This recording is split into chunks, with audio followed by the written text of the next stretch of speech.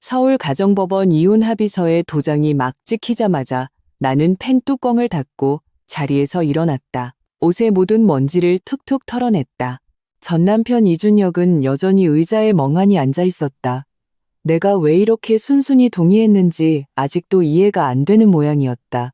당신이랑 당신 어머니, 그리고 당신 아버지랑 그 여자 새 출발 축하해. 나는 냉정하게 말을 마치고 뒤돌아 문을 나섰다. 방 안에는 침묵만이 남았다. 법원 앞에는 엄마가 이미 기다리고 있었다. 차 트렁크는 활짝 열려 있었고 이사업체 직원들이 차 옆에 서 있었다. 그가 나에게 손가방 하나를 건넸다. 챙겨야 할 물건들은 다 포장해뒀습니다. 가방을 열어보니 안에는 공동으로 쓰던 세면도구와 옷까지, 간병 약 처방전, 그리고 그의 장기 와병 기록카드가 가지런히 놓여 있었다. 10분 후 우리는 낡고 허름한 빌라 건물 앞에 멈춰섰다. 건물 아래에는 작은 스쿠터 한 대가 세워져 있었다. 보나마나 한유라 것이었다. 나는 이사업체 직원 2명을 데리고 곧장 4층으로 올라갔다. 문은 닫혀있지 않았다. 안에서는 컵라면과 생리대 냄새가 뒤섞여 코를 찔렀다. 한유라는 낡은 소파에 앉아 매니큐어를 바르고 있었다. 나를 보더니 깜짝 놀란 표정이었다. 어머, 정식으로 부임하기도 전에 이렇게 태만해도 되는 건가? 나는 웃으며 환자 간병기록부 한 장을 그녀의 얼굴 앞에 던졌다. 그녀는 종이 위에 적힌 비위관 세척, 야간 체위 변경 기록 같은 글자를 보고는 얼굴이 순식간에 굳어졌다. 내가 손짓하자 직원들이 환자용 침대를 밀고 들어왔다. 침대 위에는 그녀가 그토록 공들여 환심을 사려 했던 바로 전신마비 상태인 나의 전 시아버지가 누워 있었다. 지금 뭐 하는 거예요? 그녀는 벌떡 일어나며 채처럼 목소리를 떨었다. 이준혁 씨 부인은 이제 없잖아? 그럼 그 책임은 당연히 새 며느리에게 돌아가는 거지? 나는 법원 조정 기록 사본을 건넸다. 당신이 법정 진술에서 이준혁 씨랑 5년 교제했다고 직접 인정했잖아. 그러니 이 책임도 당신이 져야지. 그녀가 반박하려 입을 여는 순간 밖에서 경적 소리가 울렸다. 엘리베이터에서 직원 몇 명이 더 내리더니 손에는 관리비 통지서까지 들고 있었다. 이준혁 네 집 재산 압류 목록이었다. 여긴 사유지예요. 허락도 없이 들어와서 당장 저 사람들 내보내요. 한유라가 비명을 질렀다. 우리 집이 이렇게 좁은데 어떻게 환자를 돌봐요? 여자는 늙은 부모를 모셔야 한다고 말한 건 당신 아니었나? 나는 차갑게 비웃으며 간병 약 처방전을 냉장고 문에 붙였다. 천천히 연습해봐. 난 이만 갈게. 그녀가 뛰쳐나와 내 팔을 잡으려 했지만 직원이 재빨리 그녀를 막아섰다. 신고할 거야. 경찰에 신고할 거라고. 신고해줬으면 좋겠네. 나는 그녀의 귓가에 다가가 속삭였다. 그럼 경찰한테 설명해야 할걸? 왜 나 몰래 내 남편이랑 바람 피우면서 우리 시어머니 건강보험증을 몰래 빼돌려서 썼는지. 그녀의 얼굴이 뺨이라도 맞은 것처럼 새하얗게 질렸다. 걱정 마. 내가 덧붙였다. 건강보험증은 이미 반납했으니까. 하지만 당신이 그분 신분증으로 투석비 청구한 건에 대해서는 내가 신고할 권리를 가지고 있어. 그녀는 휘청거리며 소파에 부딪히더니 바닥에 반쯤 무릎을 꿇었다. 그때 마침 전 남편이 현장에 도착했다. 문을 열자마자 자기 아버지가 한유라의 집에 마비된 채 누워있는 것을 보고는 숨이 가빠지며 표정이 굳어졌다. 나는 작은 쪽지 한 장을 건넸다. 빨랫감은 사흘에 한 번, 윗관은 이틀에 한 번 교체해. 할 줄 모르면 인터넷에서 동영상 강좌 찾아보는 걸 추천할게. 말을 마친 나는 손뼉을 치고 사람들을 데리고 나갔다. 엘리베이터 문이 천천히 닫혔다. 한유라의 욕설이 층을 뚫고 아래로 쏟아졌다. 그 소리에 아래층계까지 지저대기 시작했다. 빌라 건물을 막 빠져나오자 이사업체 박 팀장님이 다가왔다. 손에는 서류 상자 하나를 들고 있었다. 사모님, 이 물건들은 본가로 보내라고 하지 않으셨습니까? 받아서 보니 시아버지의 의료기록 외에 이준혁이 과거에 서명했던 간병 책임 위임장이 들어있었다. 그때 나에게 시아버지 간병을 떠넘기기 위해 그는 이 서류를 가져와 가족의 정이 가장 중요하다고 나를 속였었다. 참으로 비꼬는 일이었다. 이제 이 서류는 한유라의 업무 증명서가 되어버렸다. 본가로 보낼 필요 없어요. 내가 차갑게 말했다. 주소 변경. 박 팀장님이 의아해했다. 그럼 지금은 어디로 갑니까? 나는 고개를 들어 길 건너편 5층짜리 낡은 빌라의 베란다를 바라보았다. 한유라의 자줏빛 슬립 원피스가 널려 있었다. 저기 문 앞으로 보내주세요. 정문 말고 계단 앞에 쌓아두세요. 20분도 채 되지 않아 직원들은 노인용 기저귀, 약 상자, 영양제, 가래 흡입관, 간병용 시트 등을 상자째로 그녀의 집문 앞에 쌓아 올렸다. 마치 작은 병실 하나를 옮겨놓은 듯했다. 이웃들이 구경하러 몰려들었다. 어머, 저기 며칠 전에 어떤 여자가 남자 데리고 들어왔던 집 아니에요? 세상에, 이제는 노인까지 모셔왔네. 효심이 지극하셔라. 나는 고개를 끄덕이며 감사 인사를 하고는 의자를 하나 끌어다 놓고 아래층에서 사람을 기다렸다. 그러면서 병원에 전화를 걸었다. 안녕하세요. 이강진 어르신 가족입니다. 저희 간병 주소지가 변경되었습니다. 오늘 간호 사회복지사님은 새 주소로 직접 방문해서 상태 평가 부탁드립니다. 병원 측은 주소를 듣고 잠시 어리둥절했다. 그분은 환자 사위의 새 파트너 주소인데요. 아드님의 새로운 가정이요. 저희는 간병 책임을 인계했습니다. 나는 담담하게 말했다. 이의가 있으시면 법원을 통해 소통하시면 됩니다. 전화를 끊고 얼마 지나지 않아 의료 지원 차량 한 대가 천천히 다가왔다. 차에서 간호사회복지사 2명과 병원에서 파견한 의사가 내렸다. 그들은 문 앞에 서서 간병 장비들을 맡고 있는 이준혁을 보자마자 어리둥절한 표정으로 등록 서류를 내밀었다.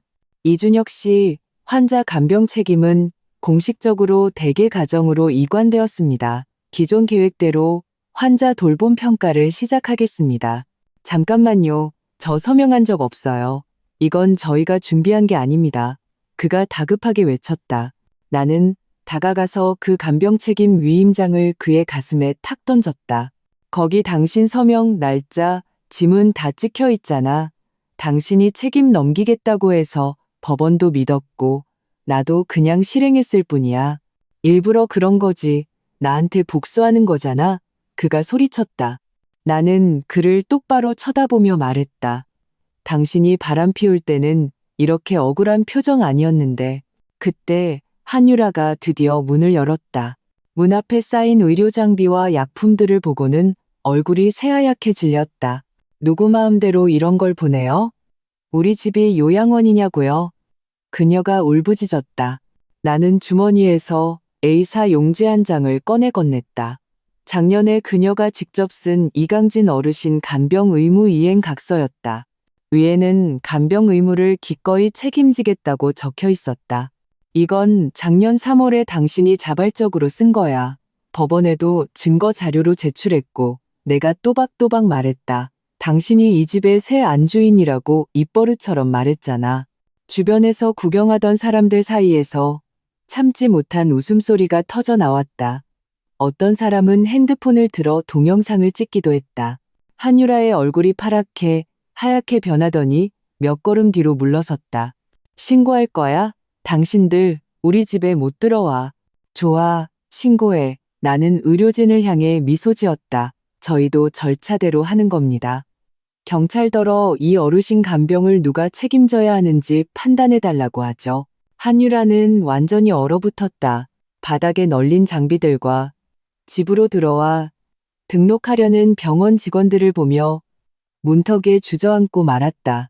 그녀는 평생 이 늙은이의 수발을 드는 일이 자신이 받아야 할 죗값이 되리라고는 상상도 해본 적 없었다. 1. 399자 원본과 동일한 분량.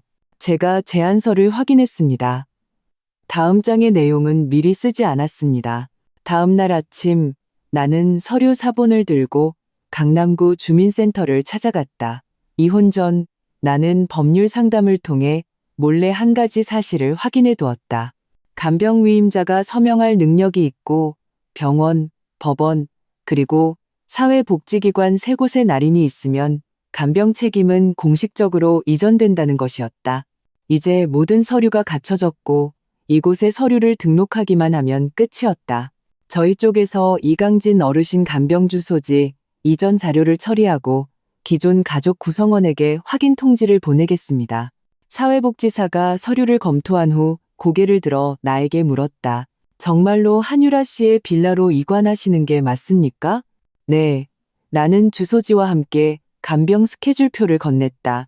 거기에는 아침 저녁 약 복용, 4시간마다 기저귀 교체, 매일 비위관 관리, 물리적 가래 배출법 등이 명확하게 적혀 있었다.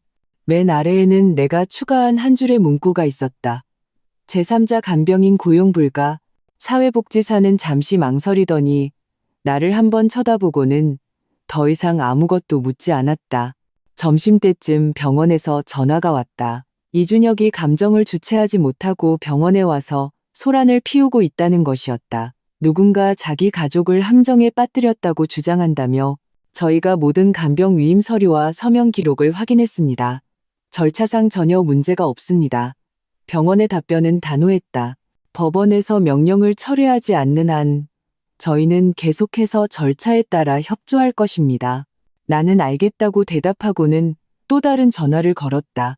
누군가에게 거는 것이 아니라 사람을 시켜 서류 한 장을 배달해달라고 부탁했다. 그것은 바로 간병용품 월말 정산서였다. 무려 3페이지에 걸쳐 각 항목의 금액이 명확하게 적혀 있었다. 총 금액은 420만 원이었다. 오후 3시 나는 이준혁의 본가 앞에 서서 그 청구서를 시어머니 손에 쥐어주었다. 그녀는 봉투를 뜯기도 전에 날카롭게 소리쳤다. 이 독한 년. 내 시아버지가 아직 병상에 누워있는데 이런 짓을 해? 나는 가볍게 웃었다. 제가 남이라고 하셨잖아요. 그렇다면 간병은 전부 인계하고 남은 당연히 빠져야죠. 어디서 발뺌이야. 그녀가 눈을 부릅떴다. 간병권을 포기한다고 서명한 건 당신 아들이에요. 내 말투는 차분했다. 불만이 있으시면 법에 따라 소송하세요. 다만 한 가지 알려드리죠. 지금 그분은 전신마비 환자고 모든 것은 법적 절차에 따라야 합니다. 내가 돌아서려는 순간 쾅 하는 소리와 함께 시어머니가 서류를 바닥에 내동댕이 쳤다. 두고 봐. 법원이 너 같은 악독한 년을 가만두지 않을 거야. 좋아요. 나는 고개를 끄덕였다. 그럼 법원이 지난 8개월 동안 누가 그분을 돌보고 누가 돈을 냈는지도 함께 심사해 주시겠죠? 이 한마디에 이준혁네 친척들은 갑자기 조용해졌다. 나는 그들을 훑어보았다. 모두 명절에나 겨우 얼굴 비추던 그 친척들이었다. 평소에는 시아버지 생신에도 전화 한 통 없던 사람들이었다. 웃기게도 노인이 다른 곳으로 옮겨져 간병받게 되었다는 소식을 듣자마지 하나같이 발을 동동 구르는 고양이처럼 안절부절 못했다. 걱정해서가 아니라 책임이 자신들에게 돌아올까봐 두려워서였다. 그 집을 떠날 때 나는 그중 한 동서가 카카오 스토리에 올린 글을 보았다. 사람 마음 참 야박하다. 세상 정말 춥네. 가족한테도 이렇게 독하게 굴다니. 나는 그 화면을 캡처해서 저장했다. 이것이 나의 다음 반격을 위한 증거가 될 것이기 때문이었다. 저녁에 엄마 집에 돌아오자마자 엄마는 나에게 택배 봉투 하나를 건넸다. 네가 사람 시켜서 찾아보라고 한 주소 찾았어. 열어보니 주택 임대차 계약서 사본이었다. 임차인 한유라, 주소는 관악구 신림로 62번 길이라고 선명하게 적혀 있었다. 모레 점심때쯤이면 아마 거기 있을 거야. 엄마가 말을 마치고 물건 한 뭉치를 건넸다. 갈아입을 옷, 약 처방전, 간병 주의사항. 그리고 이준혁 아버지의 병력 기록 사본이었다. 나는 그것을 받아 가방에 소중히 넣었다. 포장해서 바로 보내. 엄마가 담담하게 말했다. 남의 남자 뺏는 건 그 남자 자신만 부양하는 걸로 끝나지 않는다는 걸 알려줘야지. 나는 가방을 바라보며 2초간 침묵했다. 마침내 고개를 끄덕였다. 그녀는 억지로 노인을 떠맡게 된 것이 아니었다. 자신이 직접 갈기갈기 찢어놓은 그 가정을 그대로 물려받는 것뿐이었다. 나는 주소에 따라 신림로 62번 길의 낡은 아파트 3층을 찾아갔다. 엘리베이터가 없었다. 계단을 오를 때마다 축축한 곰팡이 냄새가 났다. 문패 번호가 맞았다. 그녀가 새들어 사는 곳이었다. 나는 가방을 문 앞에 놓고 초인종을 눌렀다. 누구세요? 안에서 한유라의 약간 당황한 목소리가 들려왔다. 안녕하세요. 송비서입니다. 나는 차분하게 말했다. 문이 살짝 열렸다. 그녀는 잠옷차림에 머리는 집게핀으로 대충 집어 올린 모습이었다. 내가 나타날 줄은 전혀 예상하지 못한 듯했다. 다음 순간 그녀의 시선은 내 뒤에 카트에 고정되었다. 거기에는 이강진 씨가 온몸에 관을 꽂은 채 휴대용 간병 침대에 기대어 희미한 숨을 내쉬며 의식 없이 누워 있었다. 아래에는 간병 패드까지 깔려 있었다. 당신, 그분을 왜 데리고 왔어요? 그녀가 한 걸음 물러섰다. 나는 가방에서 서류 몇 장을 꺼내 건넸다. 이건 병원에서 발급한 간병 절차서, 이건 약물 복용 시간표, 이건 위관 교체 기록, 그리고 이건 시어머니가 서명한 간병권 이전 위임장 사본이에요. 그녀는 받지 않고 계속 뒤로 물러서기만 했다. 그는 당신 남자친구의 아버지잖아요. 내가 이 시댁의 부인이라고 항상 말했던 건 당신들 아니었나요? 나는 그녀를 보며 말했다.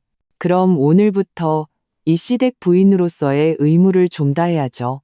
그녀가 아직 멍하니 있는 동안 나는 뒤에 있던 간병인에게 침대를 옮기라고 손짓했다. 2명의 간병인이 능숙하게 침대를 집 안으로 옮겼다. 그녀는 당황해서 막으려 했지만 간병인 중 한 명이 차가운 눈으로 쳐다보자 그대로 얼어붙었다. 나는 갈아입을 옷, 기저귀, 비위관 관리 키트, 그리고 내가 직접 출력한 간병 근무표를 내려놓았다. 시간별, 항목별로 정리하고 의무적으로 체크하도록 그녀의 냉장고에 붙였다. 이러면 안 돼요. 그녀가 격분했다. 그는 우리 아빠가 아니에요. 나한테는 책임이 없다고요. 당신이 이준혁 씨랑 3년 동안 교제했고 그가 당신 집에 머물렀던 기록도 같이 가져왔어요. 나는 아무렇지 않게 말했다. 법적으로는 당신이 가족이 아니지만 간병 장소가 당신 집으로 기재되어 있으니 책임을 져야 해요. 경찰에 신고할 거예요. 아주 좋아. 나도 마침 신고하려던 참이었어. 나는 손을 들어 전화를 걸었다. 2분도 안 돼서 순찰차가 건물 아래에 멈췄다. 경찰 2명이 올라왔다. 여기서 고성이 오가고 환자 인수를 거부한다는 신고가 있었습니다. 나는 자료를 건넸다. 경찰은 서류를 훑어본 후 심각한 표정을 지었다. 이거는 기록해두고 시청사회복지과에 연락해 책임 소재를 확인하겠습니다.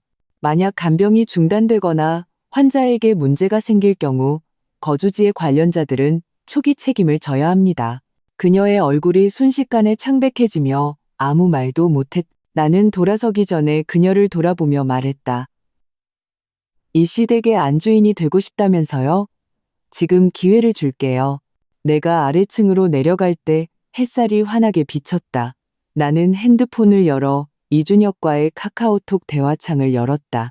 사진 몇 장을 전송했다. 이강진 씨가 안치된 모습, 침대가 잘 정돈된 모습, 약품이 가지런히 놓인 모습, 그리고 한유라가 문 앞에 멍하니 서 있는 얼굴까지. 거기에 한마디 덧붙였다. 아버님 이사하셨어. 집에 들어가는 거 잊지 마.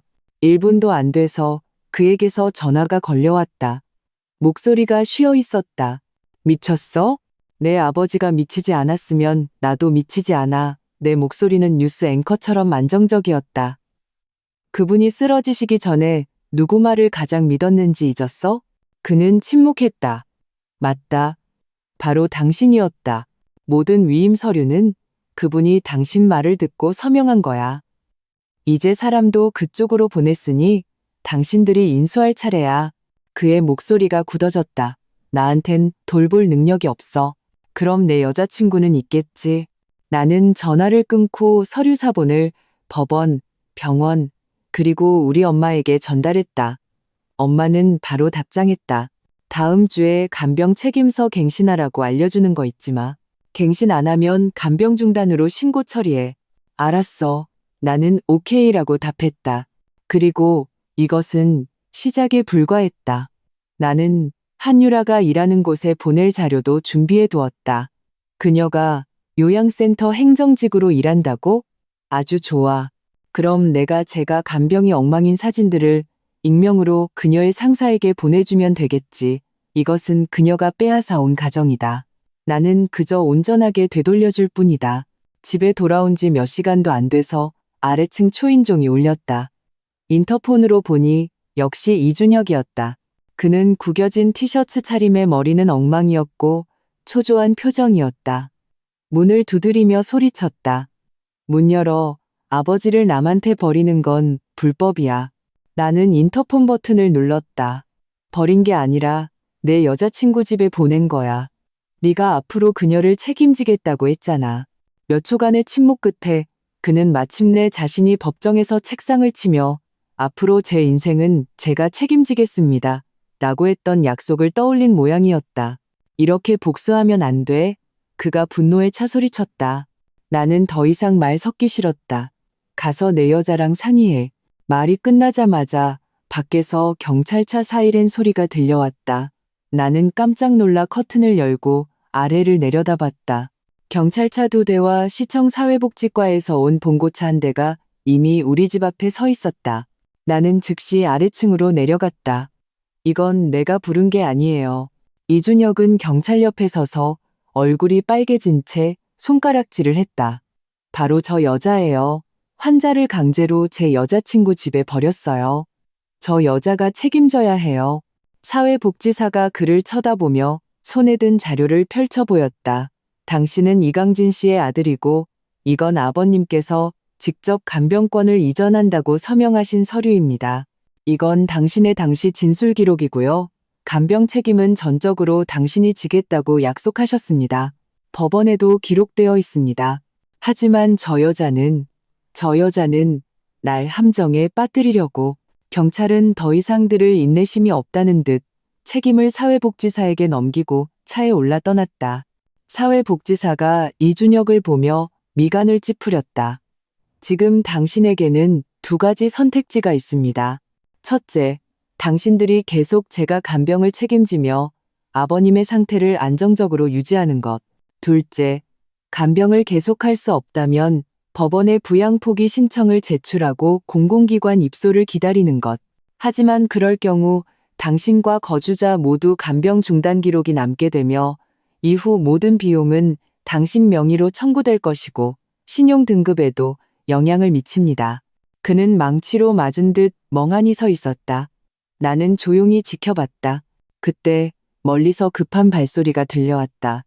머리를 풀어헤친 한유라가 우리 앞으로 달려왔다. 나 못 돌봐요. 그녀의 목소리는 찢어질 듯했다. 그 사람 너무 무서워요. 어젯밤에 자고 있는데 갑자기 소리를 지르고 침대에 토하고 도저히 살 수가 없어요. 사회복지사가 즉시 경계했다. 그럼 지금 일방적으로 간병을 중단하신 겁니까? 내가 중단한 게 아니에요. 그녀는 미칠 듯이 소리쳤다. 내가 그 사람 딸도 아닌데 왜 그 사람을 우리 집에 버려요? 단기 동의서에 서명하셨고 간병 주소지도 댁입니다. 사회복지사의 태도가 돌변했다. 만약 계속해서 거부하신다면 즉시 간병 포기 서류에 서명하고 책임을 인정하셔야 합니다. 저희는 표준 절차에 따라 사건을 입건할 것입니다. 한유라는 그 자리에서 얼굴이 새하얗게 질렸다. 나는 옆에서 담담하게 말했다. 당신이 포기하면 이 시댁의 미래를 포기하는 거나 마찬가지야. 이준혁이 분노하며 나를 노려봤다. 당신 지금 유라를 협박하는 거야? 내가 뭘. 나는 비웃었다.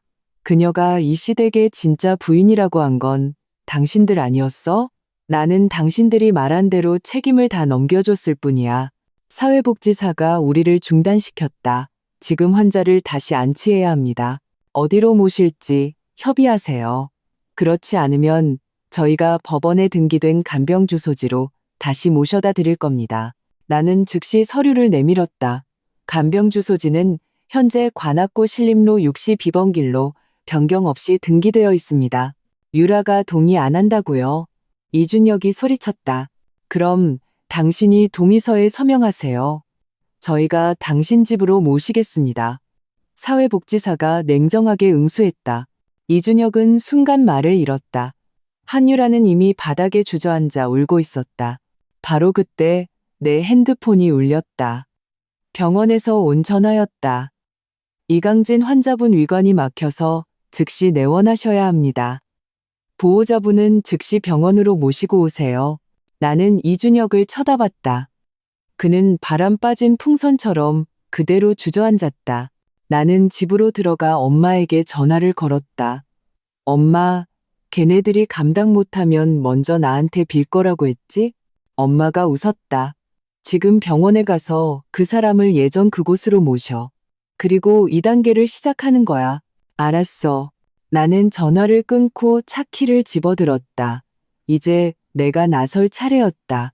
시립병원 입구, 내 차가 멈추자마자 병원 측에서 이미 휠체어와 간병 침대를 밀며 응급실 앞에서 기다리고 있었다. 이강진 씨는 그 위에 누워 있었고 위관은 이미 제거된 채 얼굴이 창백했다. 간호사가 나를 보자마자 소리쳤다. 보호자분이세요? 이리 와서 서명하세요. 나는 펜을 받지 않고 뒤를 향해 손짓했다. 그러자 통일된 유니폼을 입은 사설 간병인 2명이 다른 차에서 내려 서류를 내밀었다. 간병 대리인 위임장입니다. 간호사는 잠시 당황했지만 병원은 사람을 가리지 않고 서류만 인정했다. 서류를 훑어보고는 고개를 끄덕였다. 들어가세요. 나는 옆에 서서 이강진 씨가 수술실로 들어가는 것을 지켜봤다. 한쪽 구석에는 한유라가 몸을 웅크린 채 고개를 들지 못하고 숨어 있었다. 나는 그녀에게 다가가 조용히 말했다. 병원은 단기적인 조치일 뿐이야. 3일 안에 당신들이 이 사람 데리고 가야 해. 그녀가 고개를 들자 눈가가 빨갛게 부어 있었다. 나 더는 못해요. 토하고 실금하고 나도 전문가가 아닌데. 나는 핸드백을 열어 중증 환자 간병 설명서라고 인쇄된 서류를 꺼내 그녀 앞에 내밀었다. 내가 당신을 대신해서 정부 간병 지원금을 신청해뒀어. 조건은 당신이 이 서류에 서명하고 내용을 이행하겠다고 약속하는 거야. 3시간마다 체위 변경, 정기적인 상처 소독, 혈당 및 소변량 모니터링, 주야, 2교대 간병 같은 것들이 포함돼. 간병인도 내가 알아봐줬어. 그녀는 내 의도를 전혀 파악하지 못하고 더듬거렸다. 당신이 사람을 구해줬다고요? 물론 공짜는 아니지. 나는 그녀를 쳐다봤다. 한 달에 한 사람당 300만 원. 분기별로 선납해야 해. 서명하면 동의하는 걸로 알게. 그녀의 얼굴이 새하얗게 질렸다. 이준혁이 달려와 내 손에 들린 서류를 보고는 비웃었다. 이건 도와주는 게 아니라 죽으라고 등 떠미는 거잖아. 나는 담담하게 말했다. 지금 그녀 신분이 이시댁 며느리 아니었나? 이건 그녀가 해야 할 의무야. 일부러 이러는 거지? 그가 낮게 으르렁거렸다. 나는 당신들이 스스로 쟁취한 책임을 감당할 수 있도록 도와주고 있을 뿐이야. 내가 되물었다. 이강진 씨는 지금 당신 집안의 유일한 어른이고 당신 아버지야. 당신이 안 돌보면 누가 돌봐? 그가 이를 악물었다. 요양시설에 보내면 되잖아. 나한텐 자격이 없어. 내가 말했다. 법정에서 판사가 간병 책임을 분담할 거냐고 물었을 때 당신이 직접 책임지겠다고 단호하게 말했잖아. 그 말에 그는 완전히 할 말을 잃었다. 나는 다시 간병 명세서를 한유라의 손에 쥐어주었다. 알아서 생각해. 서명하든 안 하든 상관없어. 어차피 인력회사에는 예약해뒀으니까 내일 아침 10시에 간병 침대랑 용품들 배달 갈 거야. 나는 고개를 들어 무심한 눈빛으로 두 사람을 훑어봤다. 문은 열어도. 말을 마치고 나는 뒤도 돌아보지 않고 떠났다. 차에 돌아와 안전벨트를 막 맸을 때 엄마에게서 온 사진 한 장이 핸드폰에 떴다. 한유라의 부모가 병원 진단서를 들고 기자들 앞에 서서 격앙된 목소리로 말하고 있었다. 딸이 중병 노인을 돌보라는 강요에 스트레스로 공황장애 진단받아. 나는 웃으며 아는 홍보팀장에게 사진을 전달했다. 이 논리대로 반박 기사 하나 처리해줘. 상대방은 신속하게 답했다.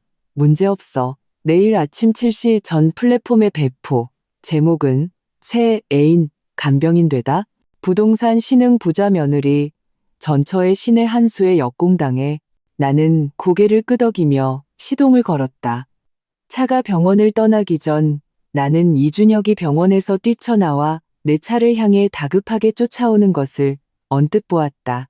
하지만 그는 그저 바라볼 수밖에 없었다. 내가 이미 이 판을 돌이킬 수 없는 막다른 길로 만들어버렸기 때문이었다. 다음 날 아침 한유라가 새들어 사는 빌라 밖에 세 대의 차가 멈춰섰다. 이삿짐 차 2대와 간병 전용 차량 1대였다. 아래층 이웃들이 호기심에 찬 눈으로 내다봤다. 나는 직접 사람들을 이끌고 올라갔다. 손에는 인수 확인서와 운반 목록을 들고 있었다. 문은 반쯤 열려 있었고 문 앞에는 기저귀 몇 봉지와 아직 뜯지 않은 영양의 칸통이 놓여 있었다. 공기 중에는 옅은 소독약 냄새가 맴돌았다. 나는 문을 두드렸지만 대답이 없었다. 발로 문을 뻥 찼다. 이강진 씨는 거실 소파 침대에 누워 얇은 담요를 덮고 있었다. 비위관은 빠져 있었고 피부는 붉게 달아올라 있었다. 침대 옆 플라스틱 통에는 더러운 수건과 핏자국이 묻은 거즈가 쑤셔 박혀 있었다. 그가 힘겹게 중얼거렸다. 물. 내가 눈짓하자 뒤에 있던 사람이 기록했다. 이것이 그들이 말하는 간병이었다. 2명의 간병인이 즉시 사진과 동영상을 촬영하여 현장 상황을 확인했다. 이는 추후 신고를 위한 증거 자료가 될 것이었다. 10분 후 간병 침대, 휠체어, 병상용 거치대, 약상자, 성인용 기저귀 등이 하나씩 집 안으로 옮겨졌다. 거실 전체가 순식간에 중환자 간호실로 변했다. 그제야 한유라가 머리가 헝클어지고 창백한 얼굴로 침실에서 뛰쳐나왔다. 당신들 무슨 자격으로 우리 집에 들어와요? 나는 서류를 펼쳐 보였다. 집주인이 임시공사를 허가했고 나와 이강진 씨가 체결한 간병대리 계약서에는 임시개조 의무가 포함되어 있어 그녀의 입술이 몇 번 떨렸다. 침대 수액거리, 침대 옆 경고등이 하나씩 설치되자 그녀는 거의 바닥에 주저앉을 뻔했다. 여기를 요양원으로 만들 셈이에요? 요양원이 아니라 중증 환자 간호야. 내가 정정했다. 당신은 장소를 제공할 책임이 있고 아니면 이사 가는 선택지도 있어. 그녀가 떨리는 손으로 나를 가리켰다. 미쳤어. 나는 차갑게 상기시켰다. 이강진 씨는 현재 당뇨병, 고혈압, 폐섬유화, 근위축증 등 4가지 만성 질환을 앓고 있어. 모든 병력이 기록에 남아있지. 당신이 처리하지 않으면 법적 책임 일부는 당신이. 말이 채 끝나기도 전에 밖에서 또다시 노크 소리가 들렸다. 안녕하세요. 구청 환경과 합동 단속반입니다. 문 좀 열어주십시오. 내가 문을 열자 제복을 입은 3명의 직원이 주민 민원서를 들고 서 있었다. 이 댁에서 어젯밤에 악취, 누수, 소음 등 여러 건의 민원이 접수되어 현장 점검이 필요합니다. 나는 옆으로 비켜서며 그들을 안으로 들였다. 그들은 거실의 광경을 보고는 모두 놀랐다. 혹시 장기 와병 환자가 계십니까? 네, 나는 이강진 씨를 가리켰다. 중증 환자분이시고 현재 이 여성분이 간병을 책임지고 있습니다. 한유라는 겁에 질려 고개를 저었다. 아니에요. 전 이 사람 가족이 아니에요. 저희가 확인한 바로는 이 집의 주민등록 주소가 바로 당신 이름으로 되어 있습니다. 환경과 직원이 미간을 찌푸렸다. 그리고 간병 환자에게서 발생하는 배설물은 의료 폐기물로 처리해야 하는데 신고는 하셨습니까? 그녀의 얼굴이 파랗게 질리며 더듬거렸다. 나는 조용히 의료간병 환경규정 준수 설명서를 건네며 웃었다.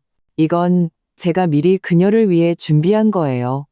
간병 환경이 규정에 맞지 않으면 벌금이 200만 원부터 시작하니까요. 직원들은 고개를 끄덕이며 한유라에게 말했다. 저희가 나중에 다시 와서 점검하겠습니다. 조속히 개선하시길 권고합니다. 그들이 떠나자 집안은 다시 정적에 휩싸였다. 나는 그녀를 바라봤다. 간병팀에 합류한 걸 환영해. 앞으로 6개월 동안 이강진 씨와 즐겁게 지내길 바라. 그녀는 마침내 무너져 침대 옆에 엎드려 통곡했다. 싫어. 나 이제 상관 안 할 거야. 나는 가방에서 간병 대리권 내지 신청서를 꺼내며 담담하게 말했다. 지금 서명하면 내가 그를 유료 요양원에 보내줄 수 있어. 한 달에 0만 원. 비용은 당신과 이준혁이 분담하는 거야. 서명할래? 안 할래? 그녀는 손을 떨며 차마 펜을 들지 못했다. 나는 그녀를 쏘아봤다. 서명 안 하면 계속 밤낮으로 교대하며 그를 지켜. 선택은 내 몫이야. 밖에서 구급차 사이렌 소리가 지나갔다. 그리고 가족의 책임이라는 이름의 이 게임은 이제 막 시작되었을 뿐이었다. 그날 오후 나는 공증인과 함께 원래 내 신혼집이었던 곳으로 돌아갔다. 그곳은 나와 이준혁이 결혼할 때 우리 엄마가 사준 아파트로 소유권은 명백히 내 이름으로 등기되어 있었다. 하지만 결혼 후 시어머니는 남자는 체면이 중요하다는 이유로 몰래 그 집을 이 씨네 신혼집으로 바꾸고 빨간색 DBA 희자를 붙였다. 친척들이 올 때마다 일부러 나에게 시집 왔으면 규율을 알아야지라고 말하곤 했다. 이제 이혼 합의서에 서명이 끝났으니 이 집은 더 이상 이 씨 집안 누구의 것도 아니었다.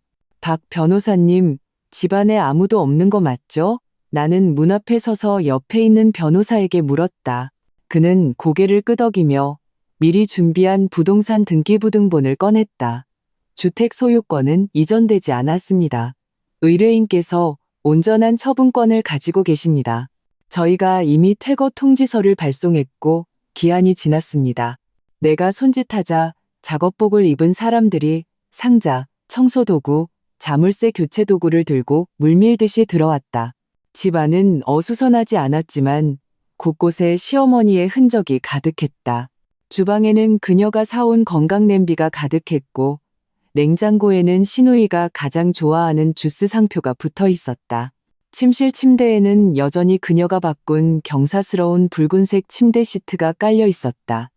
심지어 원래 내 옷장에 있던 내 옷 몇 벌조차 베란다 수납함으로 옮겨져 있었다. 마치 내가 이 집에 잠시 머무는 손님인 것처럼 이것들 전부 포장해서 버리세요. 나는 거실 한 구석을 가리켰다. 그리고 베란다에 있는 세탁기는 이 씨 집안에서 가져온 거니 가져가라고 통보하세요. 3일 안에 안 찾아가면 폐기물로 간주하겠습니다. 청소업체 직원이 물건을 치우면서 감탄했다. 사모님, 시댁이 정말 지독하네요. 옷장 하나도 남겨주지 않다니. 나는 웃으며 아무 말도 하지 않았다. 새로 맞춘 스마트 도어록을 꺼내 낡은 자물쇠를 교체하고 나와 청소업체 직원만 출입할 수 있도록 안면 인식 시스템을 설정했다. 30분 후 신혼집 전체가 환하게 바뀌었다. 거실 테이블 위에는 백합 꽃다발이 놓였고 베란다의 플라스틱 빨랫대는 간결한 스테인리스 스틸 제품으로 교체되었다. 전구까지 따뜻하고 부드러운 빛으로 바뀌었다. 사모님, 이사업체가 아래층에서 대기하고 있습니다. 나는 고개를 끄덕이며 핸드폰 내비게이션 경로를 따라 다음 장소로 향했다. 이 씨 집안 사람들을 그들 자신에게 돌려주기 위해서. 몇 시간 후 우리 차액렬은 이준혁이 사는 건물로 천천히 들어섰다. 그가 한유라와 함께 새들어 살던 새 집이었다. 아래층 경비원이 우리를 막아섰다. 죄송하지만 몇 호를 찾으십니까? 박 변호사가 법률 서류를 제시했다. 간병 물품과 환자 소유물을 16층 비호에 전달하고 유류품을 반환하러 왔습니다. 경비원은 서류를 힐끗 보고는 잠시 망설이다가 길을 열어주었다. 우리는 초인종을 눌렀지만 아무도 응답하지 않았다. 주택임대차 보호법 제6조에 따라 임차인은 통지 및 법적 인계에 협조할 의무가 있습니다. 박 변호사가 말하며 휴대하고 있던 열쇠로 문을 열었다.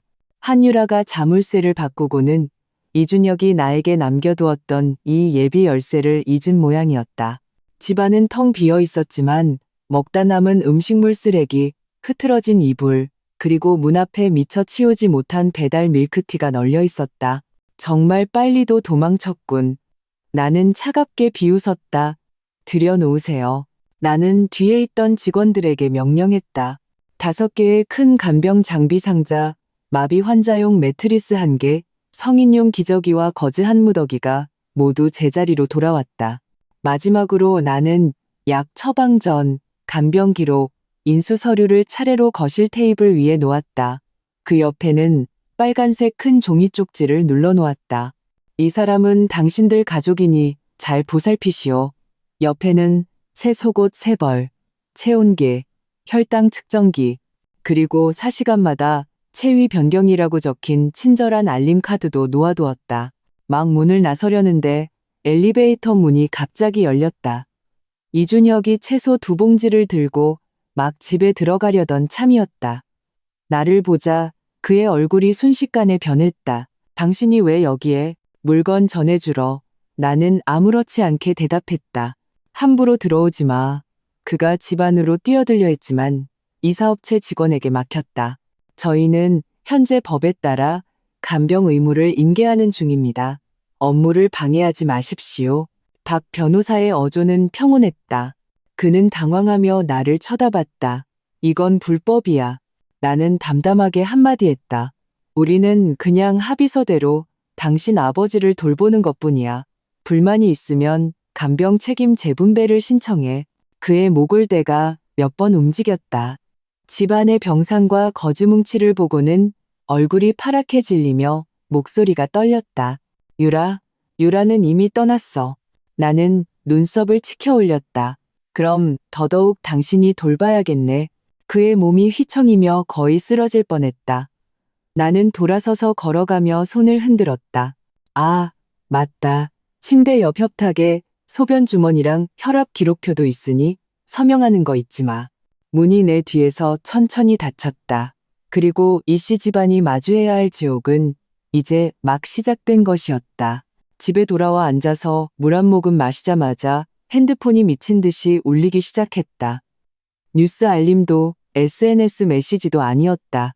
이씨 집안 친척들이 만든 단체 카톡방, 이씨 종친회 어르신 연락방이었다. 메시지가 연이어 튀어나왔다. 미쳤니? 어떻게 할아버지를 준혁이한테 보내? 그게 누구 책임인지 생각도 안 해? 유라는 이미 고향 내려갔단 말이야. 준혁이가 어떻게 혼자 돌봐? 당장 할아버지 다시 모셔가는 게 좋겠다. 나는 답장 없이 바로 단톡방을 나갔다. 다음 순간 이준혁에게서 전화가 걸려왔다. 나는 전화를 받아 스피커폰으로 바꿨다. 도대체 무슨 생각이야?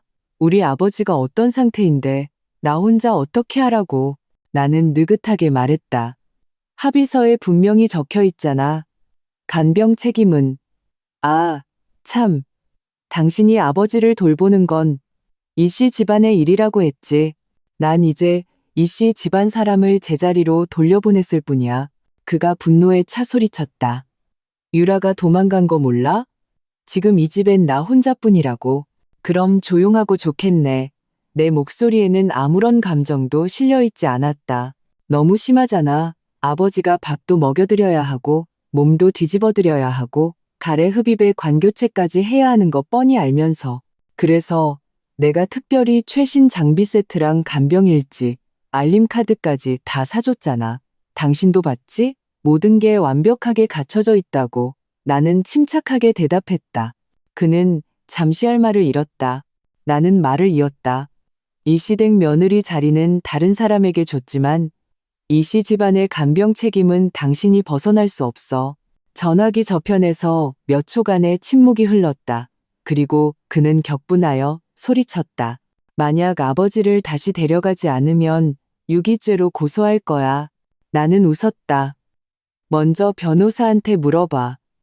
우리 법원 판결문에 간병 의무가 이준혁에게 이전된다는 문구가 있는지 없는지.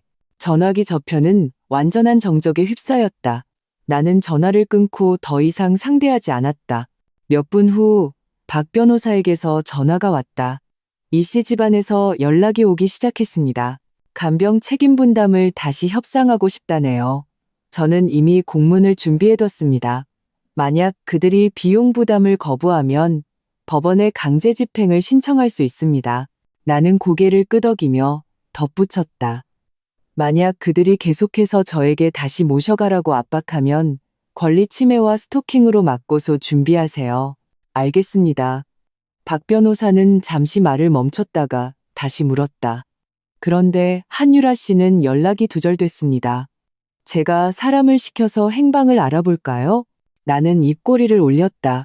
아니요, 그럴 필요 없어요. 아마 제가 그 집에 들어가기 전부터 이미 짐 싸서 도망쳤을걸요. 박 변호사가 웃었다. 하긴, 그런 사람이 노인을 돌볼 리가 없죠. 이야기를 나누는 동안 초인종이 울렸다.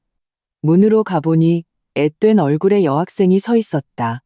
배낭을 메고 손에는 소변 주머니와 물티슈 2봉지를 들고 있었다. 혹시 여기가 한유라 씨가 전에 살던 곳인가요? 내가 고개를 끄덕이자 그녀는 작은 목소리로 말했다. 저는 유라 언니 사촌 동생이에요. 언니가 떠나기 전에 이 물건들을 남자친구분께 전해달라고 했어요. 나는 봉투를 받아들었다. 그 위에 붙어 있는 쪽지가 눈에 들어왔다. 너네 이씨 집안이 효도를 그렇게 좋아한다며? 그럼 너네끼리 실컷 해. 아래에는 그녀의 날카로운 서명과 함께 불같은 한마디가 적혀 있었다. 이 아줌마는 결혼도 안 했는데 왜 마비 환자를 수발해야 해? 나는 사진을 찍어 박 변호사에게 보냈다. 저를 대신해서 공문을 준비해 주세요. 이 쪽지도 첨부해서요.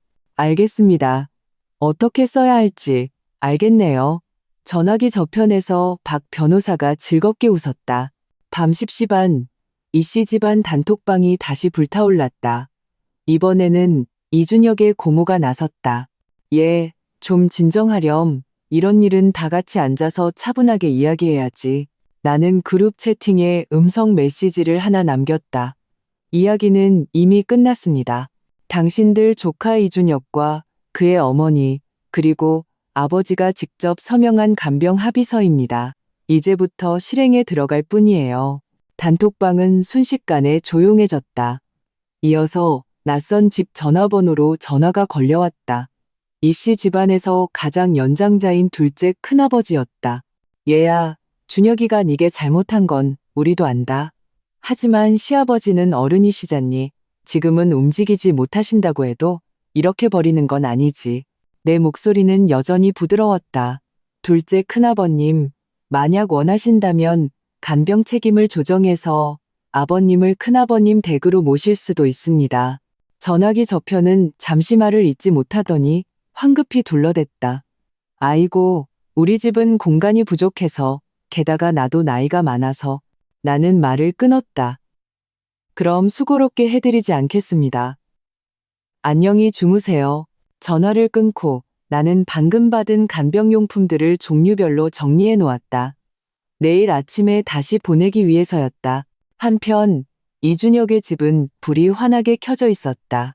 그는 봉투를 들고 아버지에게 기저귀를 채우려 애쓰고 있었지만 어디서부터 시작해야 할지 몰라 이마에 땀이 송골송골 맺혔다.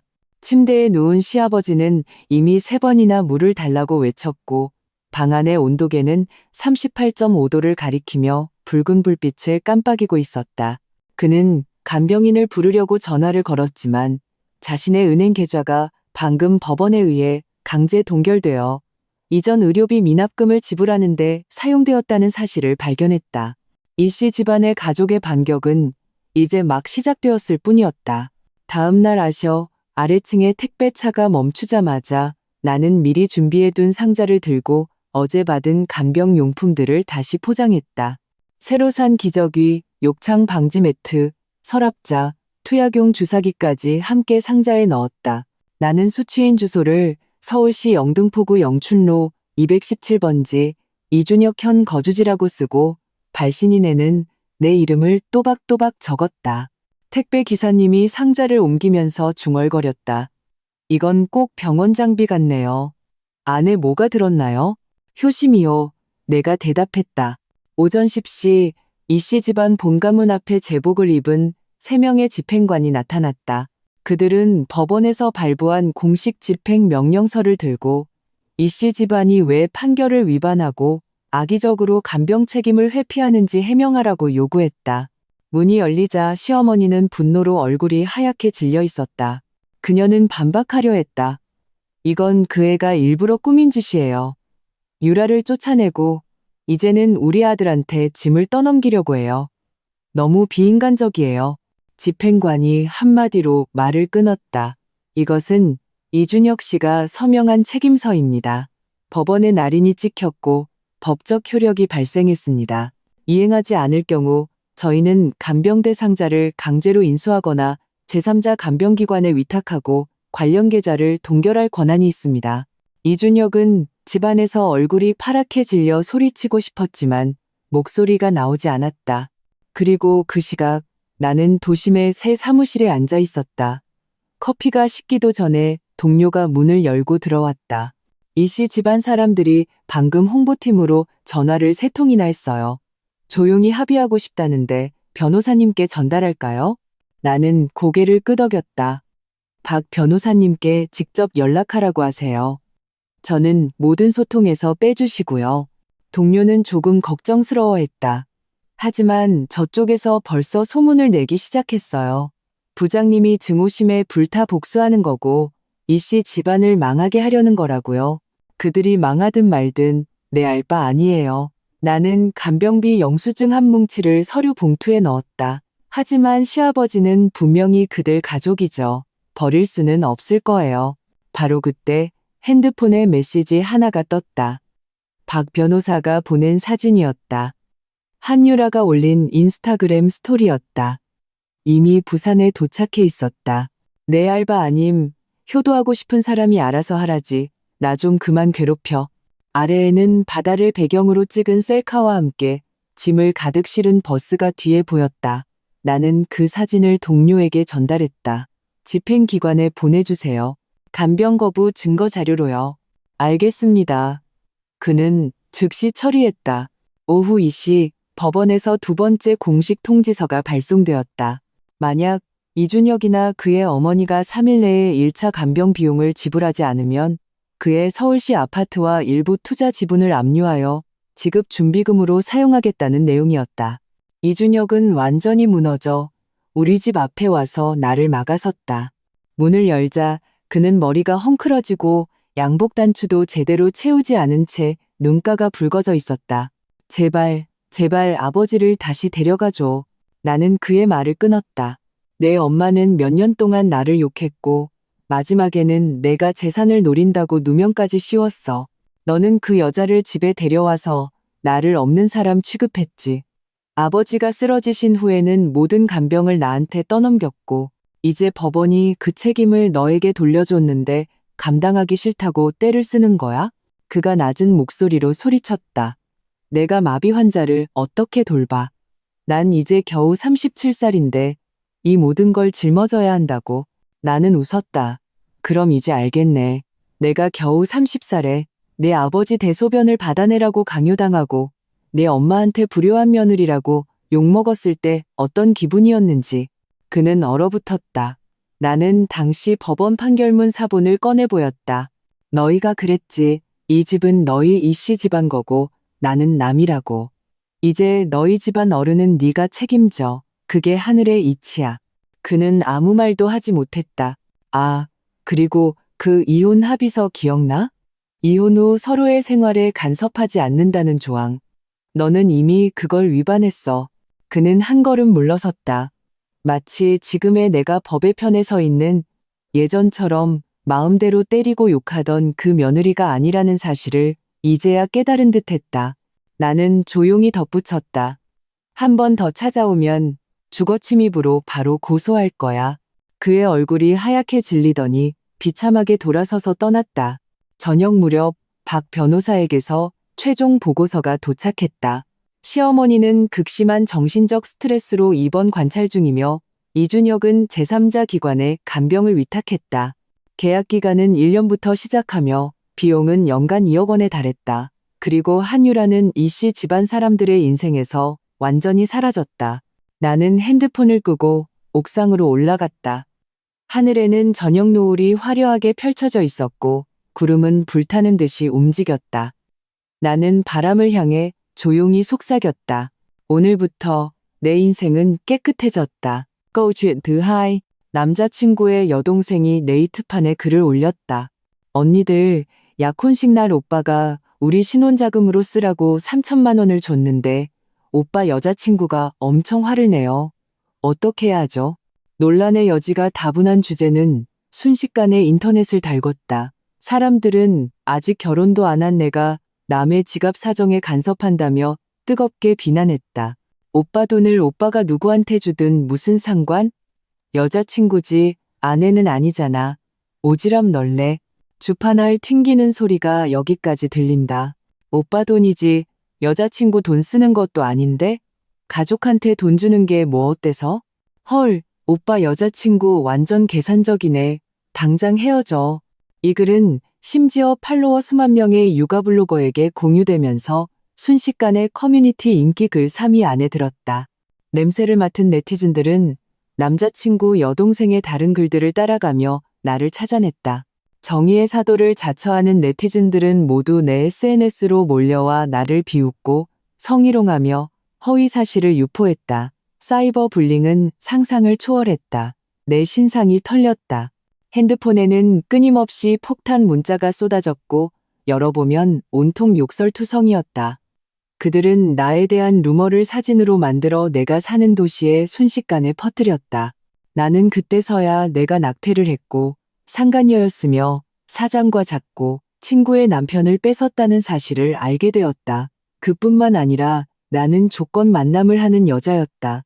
살인과 방화를 제외하고 도덕적으로 타락한 짓은 내가 다 하고 다녔다. 그들은 진실 따위에는 관심이 없었다. 트래픽이 그들을 괴롭힘의 가해자로 만들었다. 공무원 임용을 앞두고 있던 나는 악의적인 신고를 당했다. 내가 몇 년간 노력한 결과가 순식간에 물거품이 될 뻔했다. 주변 친구들과 동료들이 나를 보는 눈빛이 점차 이상해졌다. 나는 정직 처분을 받았다. 원래대로라면 합격해서 회사를 그만뒀어야 했는데 이제는 해고당할 판이었다. 나는 주먹을 불끈 쥐었다. 내 돈을 가져가고도 네티즌들을 선동해 나를 사이버 불링하다니 이 분노를 어떻게 참을 수 있겠는가. 나는 차를 몰아 박지훈의 집으로 갔다. 그의 여동생이 문을 열었을 때 나는 그대로 뺨을 후려쳤다. 박지민은 뺨을 감싸주고 믿을 수 없다는 듯 나를 쳐다봤다. 윤서아, 너 미쳤어? 그래, 나 미쳤다. 내가 돌았지. 너희 같은 집안에 엮이다니. 나는 박지훈과 대학교 1학년 때 만나 2학년 때부터 사귀었다. 대학원 졸업 후 나는 사회인이 되었고 그는 군에 입대했다. 나는 우리가 이 모든 것을 겪었으니 다른 커플들과는 다를 거라고 생각했다. 힘겹게 그의 2년군 생활을 기다렸고 양가 부모님이 만났다. 원래 예단비 5천만 원으로 이야기되었던 것이 그의 어머니에 의해 절반으로 깎여 3천만 원이 되었다. 우리 부모님은 미간을 찌푸리셨지만 나를 위해 억지로 참으셨다. 그런데 혼수 이야기를 할 때 그의 어머니는 오히려 기세등등했다. 당연하다는 듯이 차와 집을 요구했고 예단비는 우리 둘의 신혼자금으로 써야 한다고 했다. 나뿐만 아니라 나보다 십수년은 더 사신 우리 부모님도 이런 차원의 뻔뻔한 생물은 본 적이 없었다. 박지훈은 내내 아무 말도 하지 않았다. 나중에 나를 안고 애교를 부리며 자기 엄마가 힘들게 사셨으니 이해해달라고 했다. 아무도 내 예단비를 노리지 않는다고. 그래도 8년을 사귀었고 박지훈이 그렇게 저자세로 나오니 나는 코를 막고 참았다. 나는 박지훈이 평생을 맡길 수 있는 사람이라 믿고 한 걸음씩 물러섰다. 그러나 돌아온 것은 그들 가족이 박지훈의 전역금으로 집 계약금을 다 내버리고 예단비 이야기는 꺼내지도 않는 것이었다. 약혼 날짜는 계속 미뤄졌다. 박지훈은 불쌍한 표정으로 나를 달래며 우리 둘의 월급을 모아서 예단비를 마련하고 1년 뒤에 결혼하자고 했다. 나는 그가 힘들어하는 것을 참아볼 수 없어 눈물을 머금고 억울함을 삼켰다. 그 1년 동안 그의 월급은 집 대출금으로도 나가야 해서 매달 모은 돈의 대부분은 내 돈이었다. 그 3천만 원 중에 2천만 원이 내 돈이었고 나머지가 그의 돈이었다. 이제 그는 또 같은 수법을 썼다. 그렇게 말 한마디 없이 3천만 원을 모두 그의 여동생에게 줘버린 것이다. 이때 그의 여동생이 이를 드러내며 나를 험악하게 쏘아봤다. 그거 우리 오빠 돈이야. 너한테는 처분권 없어. 오빠가 나한테 줬는데 네가 무슨 상관이야? 정신 좀 차려. 넌 아직 우리 집 사람도 아니잖아. 우리 집 돈이 너 같은 남이랑 무슨 상관인데? 나는 침을 뱉었다. 내 오빠가 너한테 얼마를 주든 그건 내 오빠 사정이지. 하지만 그 3천만 원 중에 2천만 원은 내 돈이야. 내 돈으로 내 체면 세워주는 거 양심도 없니? 네가 내 돈이라고 하면 다 내 돈이야? 그럼 나도 오빠가 준 3천만 원이 다 내 돈이라고 하겠다. 박지민은 뻔뻔하기 짝이 없었다. 이때 박지훈도 달려왔다. 그는 여세 난처하고 부끄러워하면서도 매우 화가 난 듯했다. 서아야, 우리 지민이가 갑작스러운 상황이었잖아. 좀 이해해줘. 지민이 시댁이 잘 살아. 지민이가 제대로 된 혼수를 못해가면 무시당할 거야. 나한테는 하나뿐인 동생인데 동생이 서러운 꼴 당하게 할 수는 없잖아. 그만 좀 해. 응? 나도 힘들어. 어떻게든 방법 찾아볼게. 그는 눈시울을 붉히며 내 손을 잡고 모든 게 내 잘못인 것처럼 지극히 억울한 표정을 지었다. 나는 그의 그 불쌍한 표정을 봤다. 지난 몇 년간 그는 늘 애교와 귀여운 척으로 나를 정신 못 차리게 만들었다. 그는 또 예전에 그 수법을 쓰려 했다. 나는 그 가식적인 얼굴을 보자 갑자기 역겨워졌다. 내가 정말 눈이 삐었지. 이런 더러운 놈을 좋아하다니. 나는 손을 들어 그의 뺨을 세게 후려쳤다. 내 방법이라는 게 나를 달래서 한 걸음씩 물러서게 하는 거였어? 박지우는 내가 자기를 때릴 줄은 상상도 못했는지 순간 표정을 감추지 못했다. 그의 표정이 험악하게 변했다. 내가 한 번도 본 적 없는 다른 모습이었다. 하지만 그는 금세 표정을 바꾸고 나를 잡고 비굴하게 매달렸다. 서아야, 내가 정말 잘못했어. 날 믿어줘. 내가 반드시 3천만 원 돌려줄게. 그는 주위 이웃들이 구경하는 눈치를 보며 나를 끌고 가려 했다. 나는 그의 손을 뿌리치고 차갑게 그를 쳐다봤다.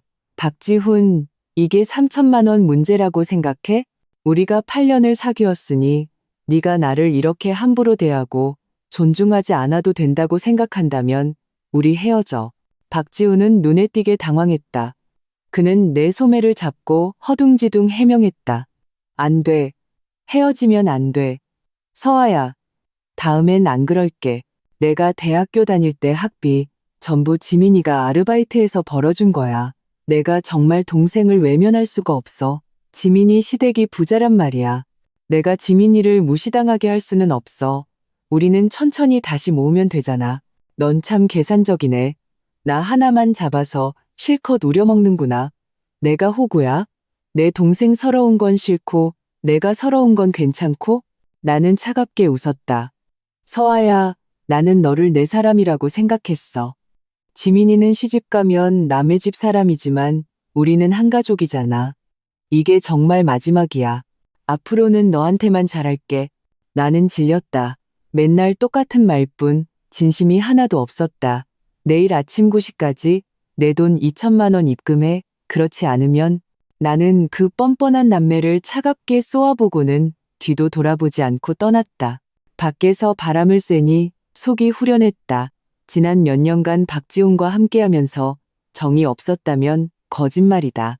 하지만 열정은 조금씩 식어갔고 후축과 보상이 비례하지 않자 점점 무뎌졌다. 박지훈은 편부모 가정에서 자랐다.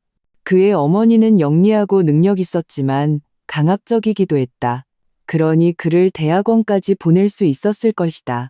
박지훈이 처한 가정 환경은 그를 엄마 말 잘 듣는 성격으로 만들었다. 그의 어머니가 뭐라고 하든 그는 무조건 지지했다. 동네 친척들 사이에서는 효자로 통했다. 멍하니 걷고 있는데 박지훈의 어머니에게서 전화가 왔다. 나는 한숨을 쉬었다. 또 그 레퍼토리였다. 예전에 내가 박지훈과 다툴 때마다 그의 어머니는 중재자 역할을 자처하며 나타나 가장으로서의 위엄을 내세우며 나를 훈계하곤 했다. 말 한마디 한마디가 모두 자기 아들의 이익을 위한 것이었고 그러면서 의젓하게 나에게 기죽지 말고 남편을 하늘처럼 모시라고 했다.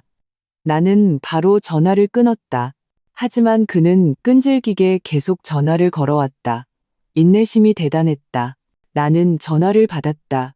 그 늙은 여우의 목소리가 들려왔다. 서아야, 어른 전화를 왜 끊니? 내 예의는 어디 갔어? 그리고 방금 집에 와서 난리를 쳤다며? 여자애가 어떻게 그런 망나니 같은 짓을 배워? 우리 지민이 이제 막 약혼해서 시댁에서 아직 자리도 못 잡았는데 네가 이렇게 난리를 치면 우리 입장이 뭐가 되겠니? 오늘 나한테 제대로 설명해야 할 거야. 좋아요. 설명이 필요하세요? 박지훈이 가져간 2천만 원 돌려주세요. 안 그러면 제가 인터넷에 설명해 드릴게요. 나는 차갑게 코웃음을 쳤다. 서아야, 너랑 지훈이는 한 몸이야. 너희 둘은 한 배를 탔다고. 같이 잘 되고 같이 망하는 거야. 설령 그 2천만 원이 내 돈이라고 해도 먼저 지훈이랑 상의를 해야지. 집에 와서 대판 싸우고 남들 구경거리로 만들면 안 되지. 너도 이제 우리 박씨 집안 식구가 될 건데 대국적으로 생각해야지. 우리 집이 잘 돼야 너도 잘 되는 거야. 대개 박씨 집안 식구는 개나 주라지. 대개 집안은 원래부터 구경거리였어.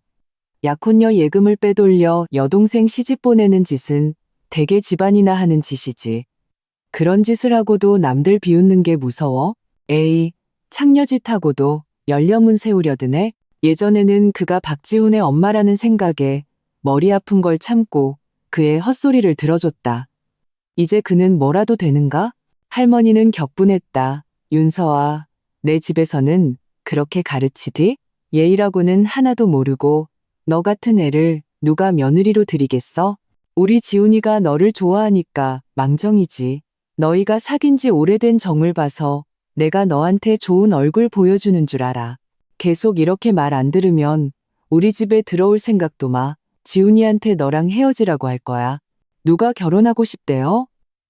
대개 아들 것이기에 다이아몬드라도 박았나 봐요? 이 냄새나는 할망구, 늙어서도 가만히 있지를 않네. 그러니 박지훈 아빠가 당신을 찾지. 박씨 할머니는 남편에게 버림받았다는 말을 가장 듣기 싫어했다. 그가 듣기 싫어할수록 나는 그의 지뢰밭에서 춤을 췄다. 할머니는 불같이 화를 냈다. 화가 머리끝까지 치밀었다. 이 여자 정말 은혜도 모르는구나. 우리 박씨 집안이 너한테 얼마나 잘해줬는데 감히 우리한테 이럴 수가 있어? 정말 배은망덕한 년. 내 예단비 우리 집에서 더 필요한 곳에 쓴 게 뭐 어때서? 왜 이렇게 철이 없어? 이깟 사소한 일 가지고 따지고 들어? 대개 집안이 철들었네요. 그럼 내가 지난 몇 년간 대개 아들한테 쓴 돈 다 갚으세요. 나는 전화를 끊었다. 눈에는 차가운 빛이 번뜩였다. 이 분노는 도저히 참을 수 없었다. 나는 지난 몇 년간 박지훈에게 쓴 돈을 전부 정리했다. 그리고 지난 1년간 예단비 명목으로 그에게 이체한 은행 거래 내역도 이것저것 다 합치니 내가 그에게 쓴 돈이 무려 5천만 원이 넘었다. 나는 조금 놀랐다. 사랑에 눈먼다는 게 이렇게 돈이 많이 드는 일이었나? 각종 증거를 수집하고 그 커뮤니티에 반격글을 올리려던 참에 친구 최수빈에게서 전화가 왔다. 그녀의 목소리는 흥분해 있었다. 서아야, 박지민 글퍼간 그 인플루언서가 누군지 알아? 절대 상상도 못할걸. 나는 미간을 찌푸렸다. 설마 우리가 아는 사람이야? 최수빈이 차갑게 코웃음을 쳤다. 나 진짜 충격 먹었어. 그 팔로워 수만 명의 육아 블로거, 바로 박지훈 엄마야. 진짜 대단하다. 모녀가 합심해서 너를 공격한 거야. 뭐, 확실해? 작년 5월에 너희 양가 부모님 만났을 때 우리 경복궁 예약했었잖아. 방금 그 블로거글 뒤져봤는데 그날 그 사람도 글을 올렸더라. 사진에 내 가방도 찍혔어. 다른 글들도 봤는데 얼굴은 안 나왔지만 거의 확실해. 내가 보내줄게. 봐봐. 최수빈은 전화를 끊고 사진 몇 장을 보내왔다. 나는 사진을 열어봤다. 사진 속 물건들은 모두 익숙했다. 나는 바로 커뮤니티에 들어갔다. 나를 욕하는 댓글은 이미 999개를 넘어섰다. 나는 그 블로거의 페이지를 열었다. 의심의 대상이 생기니 그가 공유한 사진 속 배경들이 하나같이 나치게 느껴졌다. 가장 좋아요가 많은 글을 열어봤다. 그것은 며느리에게 쓰는 편지였고 댓글에서 가장 논란이 많은 글이기도 했다. 네가 운 좋게 내 며느리가 된다면 나는 이 집에서 우리가 마치 정교하게 짜인 연극처럼 각자 중요한 역할을 맡았으면 좋겠어.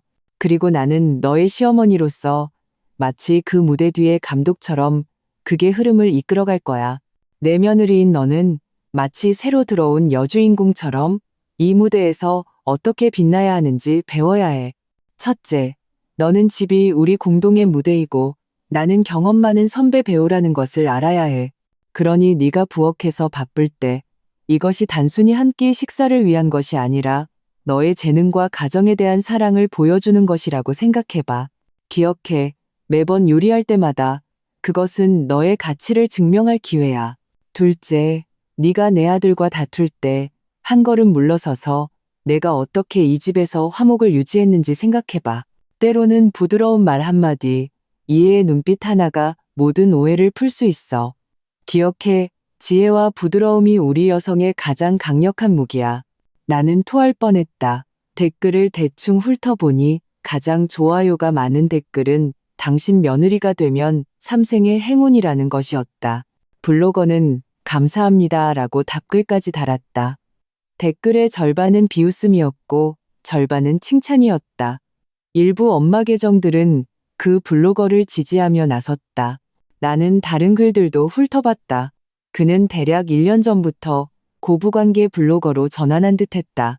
모든 글의 시작은 팬들이 물어봐서였고 그는 사람들에게 조언을 해주고 있었다. 모든 글에는 시어머니가 며느리를 휘어잡는 방법들이 기록되어 있었다. 문장 하나하나에 짙은 여우 냄새가 풍겼다. 예를 들어 며느리가 새로운 기술을 배울 때 시어머니는 몇 마디 훈수를 둬야 한다. 배우는 건 좋은 일이지만 집안일도 소홀히 하면 안 되지. 네가 이렇게 상진심이 있다니 참 대단하네. 하지만 집안 청소랑 밥하는 것도 소홀히 하면 안 돼. 이런 게 여자의 본분이야. 며느리가 제안을 할 때 이렇게 말해야 한다. 내 생각이 정말 창의적이구나. 하지만 우리 집은 늘 전통적인 방식을 따라왔어. 네가 젊어서 이런 걸 잘 모를 수도 있지만 괜찮아. 앞으로 내가 천천히 가르쳐 줄게. 미래 계획을 이야기할 때 시어머니가 주도권을 잡아야 한다. 너희 젊은이들은 늘 자기 일만 생각하지만 우리 세대는 가정이 가장 중요해. 너 나중에 아이 낳으면 집에 집중해야 해. 일 때문에 가정을 소홀히 하지 마. 밖에서는 며느리를 아끼는 척해야 한다. 어머, 내 손이 이렇게 고우니 집안일은 별로 안 해봤나 보다. 이런 일은 네가 하지 마. 손 다치면 내 남편이 속상해할 거야. 어머, 이상해 이렇게 음식이 많은데 너 혼자 다 치울 수 있겠어? 너는 먼저 가서 쉬어. 내가 도와줄게. 어머, 네가 이렇게 귀하게 자랐으니 나중에 어떻게 이 집을 잘 돌볼 수 있을까? 나는 미간을 점점 더 찌푸렸다. 젠장, 이 말들 박지훈 엄마가 나한테 다 했던 말들이었다. 그때는 들으면서 뭔가 좀 이상하다고 생각했지만 딱히 꼬투리를 잡을 수는 없었다. 내가 너무 예민한가 보다 하고 넘겼었다. 이제 와서 보니 내가 정말 바보였다. 박지훈 엄마는 레벨이 아주 높은 늙은 여우였다. 게다가 그는 팔로워 수만 명의 블로거이고 그의 페이지에 달린 광고를 보면 그가 보여주는 것처럼 돈이 궁한 모습은 아니었다. 나는 최수빈에게 전화해서 그 늙은 여우의 다른 정보들을 더 파헤쳐 달라고 부탁했다. 그리고 반격을 준비하기 시작했다. 나는 그 늙은 여우의 글을 바로 공유했다. 뜨거운 반응을 등에 업고 은행 거래 내역과 지난 몇 년간 박지훈에게 쓴 돈을 공개했다. 그리고 그의 여동생 계정을 태그해서 박지민이 네티즌들을 선동해 공개한 그 3천만 원 중에 2천만 원이 내 돈이라는 사실을 분명히 밝혔다. 나는 그의 오빠에게 속아 내 스스로 예단비를 모으고 있었는데 그의 오빠는 상의 한마디 없이 그 돈을 모두 여동생에게 줘버렸다고. 그리고 박지훈 엄마의 정체를 폭로하고 그 모녀가 트래픽을 위해 내 인생 따위는 신경 쓰지 않고 합심해서 나를 공격했다는 사실을 밝혔다. 그리고 그의 엄마가 했던 여우 같은 발언들을 캡처해서 올렸다. 순식간에 커뮤니티 인기글 1위를 차지했다. 이야기가 반전되자 반응은 식을 줄 몰랐다. 이전에 사이버 불링을 당했던 만큼 지금은 통쾌했다. 나를 사이버 불링했던 사람들은 이제 나를 동정하며 한편으로는 내가 사랑의 눈먼 바보라 자업자득이라고 욕하면서도 그 모녀를 향해 맹렬히 비난을 퍼부었다. 박지우는 나에게 수십 통의 전화를 걸었지만 나는 바로 차단했다. 결국 그는 다른 사람의 핸드폰을 빌려 전화를 걸어왔다. 윤서아, 꼭 이렇게까지 해야 했어? 우리 엄마랑 동생을 사이버 불링하는 게 너한테 무슨 이득이 있는데? 왜 그들에게 이렇게까지 하는 거야? 박지우는 다그쳤다. 나는 차갑게 웃었다. 그래? 그럼 내 엄마랑 내 동생이 나를 사이버 불링한 건 그들에게 무슨 이득이 있었는데? 왜 그때는 나를 위해 나서지 않았어? 나는 네가 나한테 말 안 했잖아. 왜 나랑 상의도 안 하고 인터넷에 글을 올렸어? 우리끼리 조용히 해결하면 안 됐어? 내 돈을 내 동생에게 줄 때 나랑 상의했어? 박지우는 침묵했다. 내가 갚는다고 했잖아. 왜 이렇게까지 잔인하게 구는 거야? 9년이라는 세월이 내 마음속에서는 아무것도 아니었어? 그래, 젠장, 아무것도 아니야. 박지훈, 너를 알게 된 건 내 인생의 치욕이야. 너 정말 역겨워. 박지훈은 내가 진심이라는 것을 깨닫고 나에게 매달리며 재결합을 구걸하기 시작했다. 그는 처음 나를 쫓아다닐 때의 모습으로 돌아왔다. 나를 위해 온갖 굳은 일을 마다하지 않았고 차로 데려다주고 데리러 왔다. 돈을 주지 않는 것만 빼면 그의 결심은 하늘을 찌를 듯했다. 나는 이토록 명확하게 깨달은 적이 없었다. 박지훈이 이렇게까지 비굴하게 나오는 이유는 내가 그가 손에 넣을 수 있는 가장 조건 좋은 여자였기 때문이었다. 그는 내 혼수가 집과 차가 있다는 것을 알고 있었고 내가 외동딸이라는 것도 알고 있었다. 그래서 모든 것을 감수하고 심지어 내가 커뮤니티에서 그의 엄마와 동생을 사이버 불링하게 만든 장본인임에도 불구하고 그는 나에게 계속해서 찾아와 저자세로 재결합을 구걸했다. 매번 그는 지극히 진심인 것처럼 행동했고 마치 정말로 뉘우친 것처럼 보였다. 하지만 나는 알고 있었다. 그는 단지 나를 계속 이용하고 싶을 뿐이었다. 기회는 이때다 싶어 나는 그를 실컷 모욕하고 짓밟은 다음 약간의 달콤한 말을 던져주었다. 그는 지치지도 않고 기회가 있다고 생각하며 계속 매달렸다. 얼마 동안 그와 연극을 한 후 그는 마침내 내가 그를 가지고 놀고 있다는 것을 깨달았다. 윤서아, 너 정말 이렇게 무정해? 우리 사이의 모든 것을 정말 포기할 거야? 좋아. 네가 그렇게 단호하다면 나도 할 말 없어. 기억해둬. 언젠가 오늘의 결정을 후회하게 될 거야. 박지훈은 한한 말을 남기고 나를 한번 쏘아본 후 뒤도 돌아보지 않고 떠났다. 며칠 지나지 않아 내가 회사 아래층 카페에서 쉬고 있을 때 그는 새 여자친구를 데리고 내 앞에 나타났다. 그 여자는 내 후배였고 대학원 때 나와 같은 연구실이었다. 그때 박지훈은 매일 나와부터 다니며 아침 저녁으로 살뜰히 챙겨줬었다. 그녀는 나를 어리광쟁이라고 비웃었고 그 후에도 몰래 내 남자를 뺏으려 했다. 그때 박지훈은 꽤나 자랑스러워하며 한동안 그것을 자랑거리로 삼았었다. 그녀가 그에게 보낸 메시지 내용을 상세하게 나에게 이야기해주며 나보고 자기 같은 좋은 남자를 소중히 여기라고 했다. 이때 이 두 사람은 거만하게 박지훈이 김예나의 어깨를 감싸고 건들거리며 내 앞으로 왔다.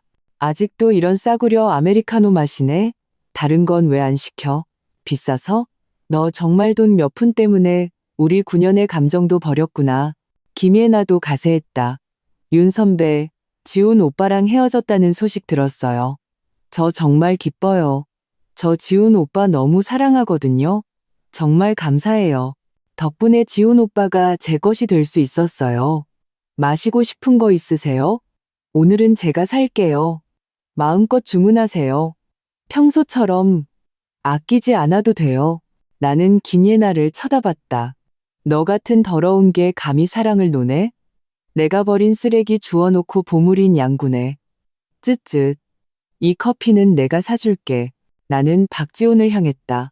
마음이 복잡했다. 이 두 사람의 친밀도는 연기하는 것 같지 않았. 오히려 같이 잔 사이처럼 보였다. 9년의 연애, 나는 머리부터 발끝까지 바람 맞았다. 내가 너무 어렸던 탓이다. 사람인지 개인지 구분하지 못했으니 박지훈, 네가 새 애인 데리고 내 앞에 나타나면 내가 슬퍼할 줄 알았어? 정신 차려. 함부로 짖지 마. 너무 자만하지 마. 넌 겉모습부터 골수, 세포, 유전자까지 싸구려라는 한 글자로 가득 차 있어. 박지훈은 화가 나서 나를 밀치려 했다. 옆에 있던 남자 직원이 재빨리 다가와 박지훈을 막았다. 윤 선배, 선배가 속상한 건 알지만 저는 정말 지훈 오빠 없이는 못 살아요. 화난다고 그런 말 하지 마세요. 제가 잘못한 건 맞지만 진심으로 선배의 축복을 받고 싶어요. 사람이 염치를 버렸으니 나도 더 이상 점잖게 굴 필요가 없었다. 나는 일부러 놀란 척하며 큰 소리로 외쳤다. 너 미쳤니? 남의 남자 뺏어놓고 본처한테 축복을 바란다고? 이 미친년아, 정말 대단하다. 아주 섹시하게 놀아나네. 남들은 30에 자립하는데 넌 20에 창녀짓하고도 당당하네. 큰 소리에 많은 구경꾼들이 몰려들었다. 사람들의 뜨거운 시선이 김혜나를 위아래로 훑었다. 김혜나는 얼굴이 빨개져서 한동안 아무 말도 하지 못했다. 박지훈은 옆에서 오히려 거만한 표정이었다. 서아야, 너 화났구나. 아직 나 못 잊었지? 나는 그의 얼굴에 침을 뱉었다. 아직 널 못 잊었다고? 길가의 쓰레기를 볼 때마다 네가 생각나. 감자처럼 생겨놓고 자기가 잘났다고 떠들어대. 네, 낯짝 정말 두껍다. 내가 다 민망할 지경이야. 나는 손짓해서 남자 직원 2명에게 이 2사람을 쫓아내라고 했다. 박지훈의 믿을 수 없다는 눈빛을 보며 나는 그를 한번 훑어봤다. 아, 아직 말 안 했나? 이 가게 나랑 사촌 오빠랑 동업하는 거야. 내 혼수는 차랑 집뿐만 아니라 상가 몇 개도 있어. 놀랐어?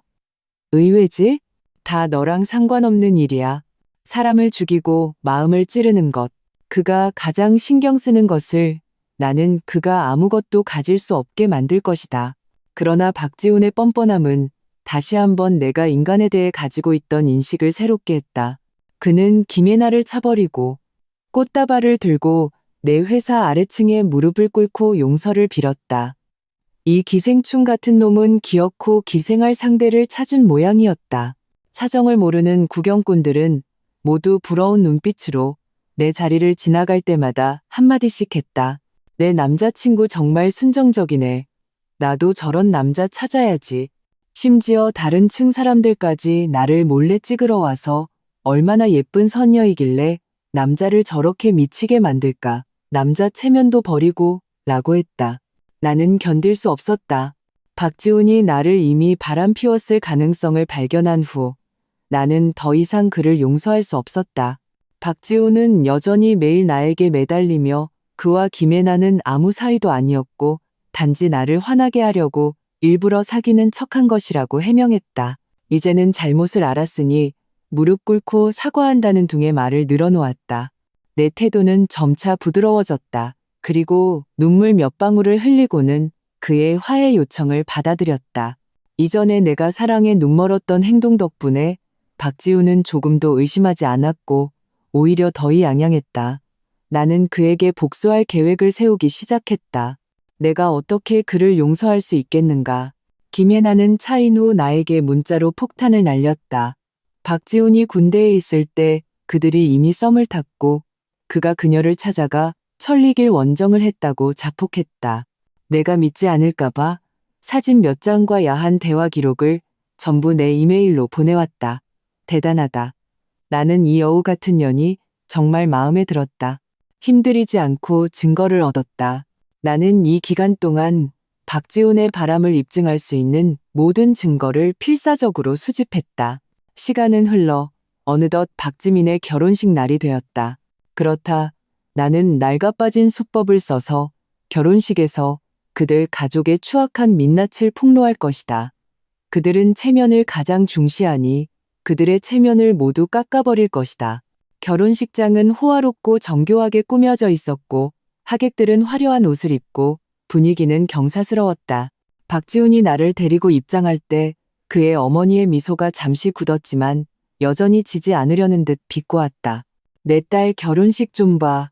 얼마나 화려해. 너를 보니 정말 볼품없구나. 볼품없다고요? 어머님은 이 식장 근처에도 못 오실 것 같은데요. 나는 그녀를 쳐다보고는 화장실에 가는 척 그들을 따돌렸다. 박지우는 나와 그의 엄마가 지금 사이가 안 좋은 것을 알고 있어서 별말 없이 나를 보내주었다. 나는 혼자 조용히 제어실을 찾아가 직원에게 낮은 목소리로 몇 마디 말하고 깔끔하게 돈을 건넸다. 직원은 즉시 불의를 보고 참지 못하는 영웅처럼 내가 의뢰한 일을 분개하며 받아들였다. 박지훈이 또 쫓아오는 것을 보고 나는 그를 무시하고 자리에 앉았다. 결혼식이 절반쯤 진행되었을 때 식장의 분위기는 최고조에 달했다. 사람들은 잔을 부딪히며 덕담을 나누고 있었다. 갑자기 영상 하나가 란입했다. 식장이 소란스러워졌다. 화면 속에서 박지훈은 저자세로 나에게 내 예금을 가져가 박지민의 혼수로 썼다고 인정하고 있었다. 그의 얼굴에는 죄책감이 가득했지만 그보다 더 많은 것은 교활함이었다. 또한 나는 박지민과 그의 엄마의 게시물들을 모두 붙여넣고 그들 가족이 나라는 미래의 며느리를 어떻게 괴롭혔는지 그림과 함께 설명했다. 식장 전체가 시끄러워졌다. 하객들은 수군거리며 의논했다. 박지훈의 얼굴은 순식간에 창백해졌다. 그는 나를 보며 눈에는 경악과 분노가 가득했다. 이 미친년, 역시 좋은 마음이 아니었어. 박지훈의 엄마가 비명을 질렀다. 목소리는 날카롭고 귀에 거슬렸다. 결혼식장 전체가 그의 분노의 외침으로 울려 퍼졌다. 그는 팔을 휘두르며 나에게 달려들려 했지만 몇몇 하객들에게 제지당했다. 노아, 이 미친년 훈계해야겠어. 그의 목소리는 쉬어 있었다. 박지민은 옆에 서 있었다. 그의 눈에는 증오가 가득했지만 앞으로 나설 용기는 없었다. 그의 시선은 차가운 칼날처럼 눈빛으로 나를 찢어버리려 했다. 나는 그 자리에 서 있었다. 이 모녀의 분노에 맞서 내 마음은 이상하리만치 평온했다. 나는 그들을 차갑게 쳐다봤다. 영원히 무대 뒤에 서 있을 수 있을 줄 알았지. 결국 자신의 그림자에 삼켜졌네. 이 결말은 이미 예상했어야 하는 거 아니야? 박지훈의 엄마는 하객들의 제지 속에서 마침내 무너졌다. 그는 울기 시작했다. 네가 내 딸 결혼식을 망쳤어. 네가 우리 모든 걸 망쳤어. 오, 나는 손뼉을 치고 가볍게 떠났다. 박지훈의 엄마는 나에게 완전히 원한을 품었다. 그는 행패를 부리며 내 회사에 와서 나에게 더러운 물을 뿌렸다. 이 미친년, 내 아들이 눈이 삐어서 너 같은 걸 좋아했지. 그는 내 회사 정문에서 큰 소리로 욕을 했다. 목소리는 날카롭고 귀에 거슬려 모든 사람의 주의를 끌었다. 경비원들이 그를 쫓아내려 하자 그의 눈에는 증오가 가득했다. 너희들 다 한패야. 다 이 미친년 편들고 너희 다 망할 거야. 경비원들이 그를 그대로 들어서 옮겼다. 요 며칠 커뮤니티에 게시물들이 떠들썩해서 모두 내가 이 이상한 가족에 엮였다는 것을 알고 나를 동정했다. 늙은 여우의 행동은 나에게 아무런 해를 끼치지 못했다. 하지만 박지훈의 엄마는 여기서 그치지 않았다. 그는 또 우리 집에 찾아와 우리 부모님을 괴롭히려 했다. 그리고 이웃들에게 내가 품행이 나쁘고 자기 아들을 망쳤다고 말했다. 내가 가장 악독한 여자라고. 그는 껌딱지처럼 나에게 해를 끼치지는 않지만 사람을 역겹게 만들었다. 다행히 최수빈 쪽에서 드디어 소식이 왔다. 역시 예상대로였다. 팔로워 수만 명의 블로거가 그렇게 많은 광고를 받았는데 어떻게 돈이 부족할 수 있겠는가. 알고 보니 이 할머니는 두꺼비가 개구리인 척 못생겼는데도 화려하게 놀고 부자처럼 젊은 남자를 후원하고 있었다. 나는 바로 박지민에게 익명으로 이메일을 보내 그의 엄마와 젊은 남자의 불륜 사진을 모두 그의 이메일로 보냈다.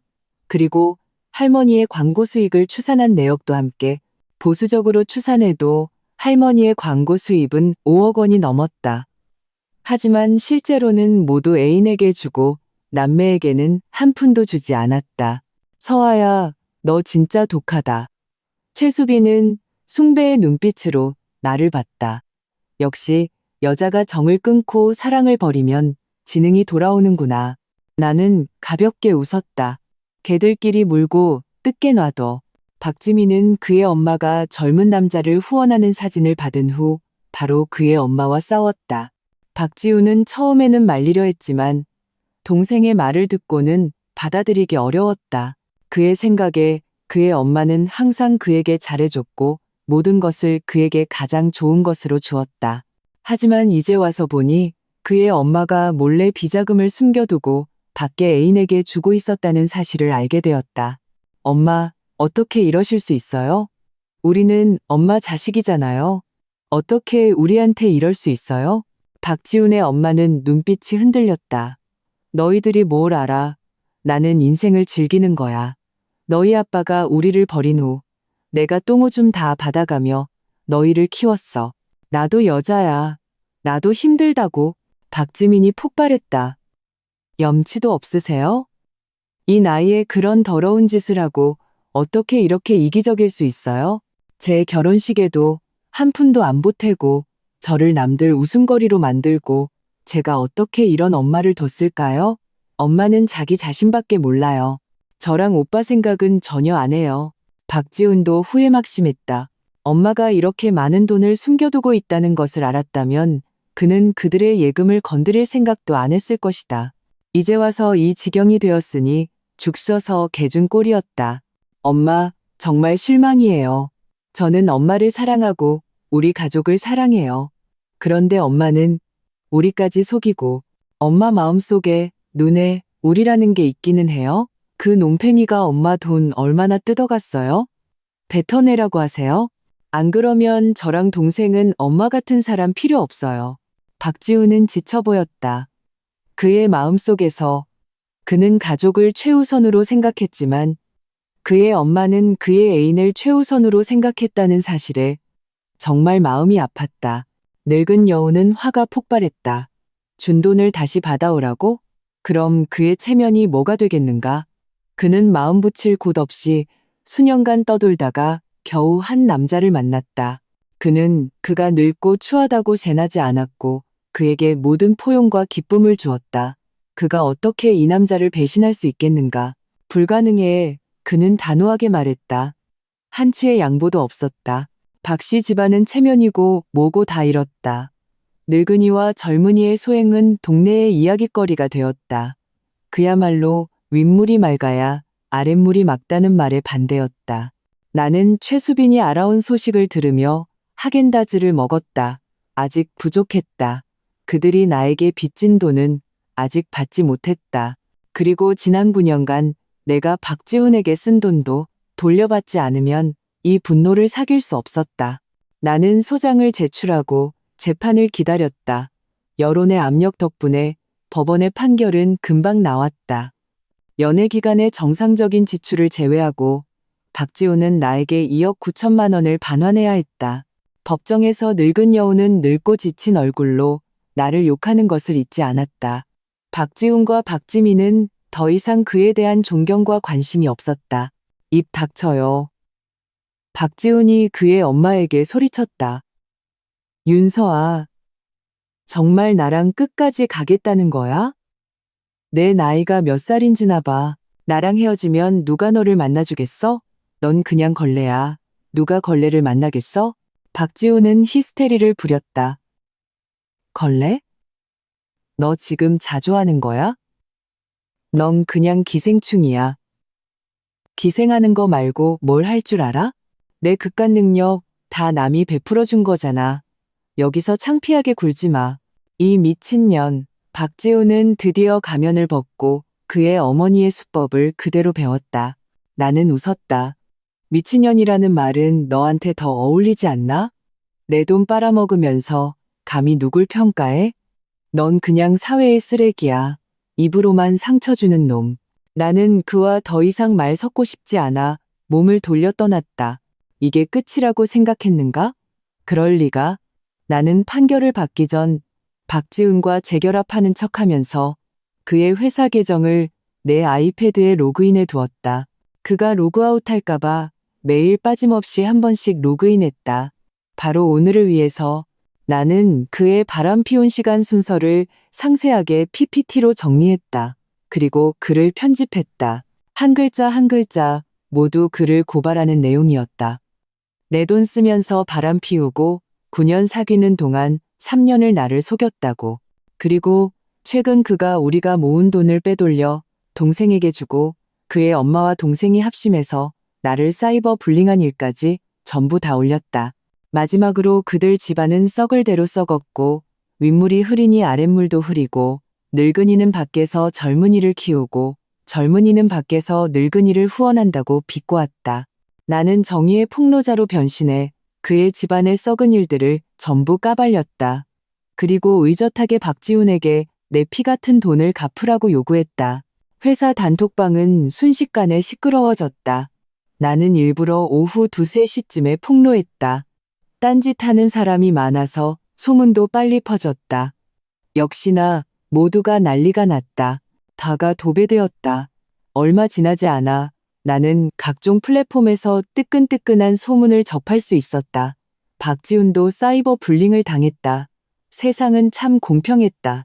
나중에 듣자 하니 박지훈은 회사에도 돌아오지 않고 짐도 챙기지 않고 바로 그만뒀다고 했다. 그는 그 업계에서 평판이 완전히 망가졌다. 체면을 다 깎였다. 그들 가족에 엮여서 온몸에 더러운 것이 묻었다. 생각만 해도 역겨웠다.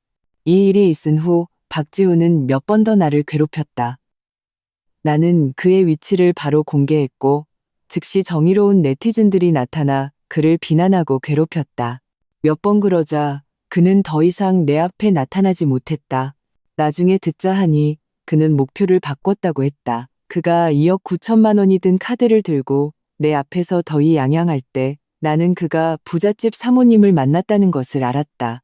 듣자 하니 그 사모님은 그의 엄마랑 나이가 같다고 했다. 이제 잘 됐다. 그의 엄마는 젊은 남자를 후원하고 그의 아들은 남에게 후원받고 누가 듣고도 와 대박이라고 하지 않겠는가. 고작 2억 9천만 원 내가 3억 줄게. 맨날 누구 무시하는 것처럼 굴지 마. 박지훈은 콧구멍을 벌렁거리며 나를 곁눈질했다. 어머, 이게 누구야? 바지 지퍼 안 잠갔나? 어떻게 네가 튀어나왔지? 나는 너를 무시하는 거야. 어쩔 건데? 넌 애완 고양이나 애완 강아지보다도 못해. 걔네들은 내 밥 먹고 나한테 꼬리치고 비비기라도 하지? 나는 카드를 주머니에 넣고 더 이상 쳐다보기도 싫었다. 정말 뻔뻔한 놈이었다. 나중에 듣자 하니 박지훈의 엄마가 임신했다고 했다. 그들 집안은 또 한바탕 난리가 났다. 그의 엄마는 낳겠다고 고집을 부렸고 남매는 어쩔 수 없이 그의 엄마를 유산시키려고 계획을 세웠다. 결국 남매는 힘 조절을 못해서 그의 엄마를 병원에 실려가게 만들었다. 그의 엄마는 그 젊은 남자를 정말 사랑했는데 이제 남매가 그들의 사랑의 결실을 없애버렸으니 화가 나서 남매를 고소했다. 결국 남매는 며칠간 구류되었다. 박씨 집안은 완전히 흩어지고 원수가 되었다. 김예나라는 이 한심한 여우는 또 박지훈과 엮였다. 여전히 상간녀 신세였다. 부잣집 사모님에게 후원받는 박지훈은 그녀에게 화를 내고 그는 그 화를 김예나에게 풀었다. 김예나는 오히려 그 상황을 즐겼다. 정말 이해할 수 없었다. 나는 즐겁게 구경하며 매일 그들 집안의 가십을 들으며 밥을 먹었다. 밥도 더 많이 먹을 수 있었다. 또한 내 공무원 임용기간에 신고당한 일은 악의적인 신고로 확인되어 나에게 아무런 영향을 미치지 않았다. 나는 성공적으로 합격했다. 이후 강호의 내 전설은 더 이상 없었다. 나는 장미를 등 뒤에 숨겼다. 바람이 불고 꽃이 지니 이제부터 꽃은 나 자신에게 선물하고 말을 타고 꽃길을 달려 자유를 향해 나아가리라.